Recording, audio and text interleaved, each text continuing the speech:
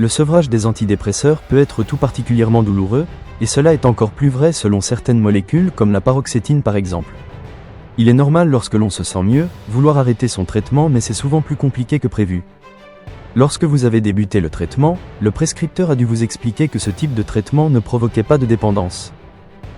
Malheureusement, lors de vos tentatives d'arrêt, vous avez vécu des symptômes atroces et cela vous a mis dans une grande souffrance tant sur le plan physique que sur le plan psychique.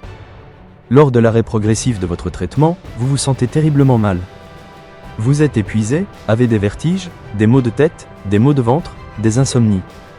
Vous avez aussi une forte anxiété, des pensées qui tournent en boucle, vous n'arrivez plus à manger et vivez une tempête émotionnelle.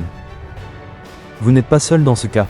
Tous ces symptômes ne sont en soi pas dangereux mais viennent altérer considérablement votre qualité de vie. Vous vous décidez donc d'en parler à votre prescripteur, qui vous explique sans doute que cela va passer tout seul ou bien que c'est votre dépression ou votre anxiété qui refait surface.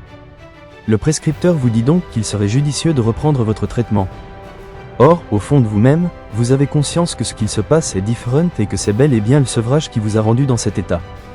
Vous vous sentez désespéré par cet engrenage et avez l'impression que vous ne parviendrez jamais à vous en sortir. Vous pensez alors que vous allez devoir subir ces effets ou alors devoir reprendre un traitement que vous ne voulez plus. Rappelons également que le corps médical vous a expliqué que les symptômes de sevrage vont durer juste quelques jours ou semaines et vont disparaître spontanément. Malheureusement, pour beaucoup d'entre vous ces symptômes durent des mois voire des années pour certains. Mais vous êtes seul, personne ne vous aide, personne n'a de solution pour vous, tout le monde vous dit que cela est dans votre tête. Mais non, vous n'êtes pas fou. La seule solution qui s'offre à vous pour arrêter ce type de traitement le plus confortablement possible, c'est de choisir de faire un sevrage extrêmement progressif par palier, par exemple 5% ou 10% de baisse par palier de 1 mois ou plus, sous forme de préparation magistrale en pharmacie. Courage!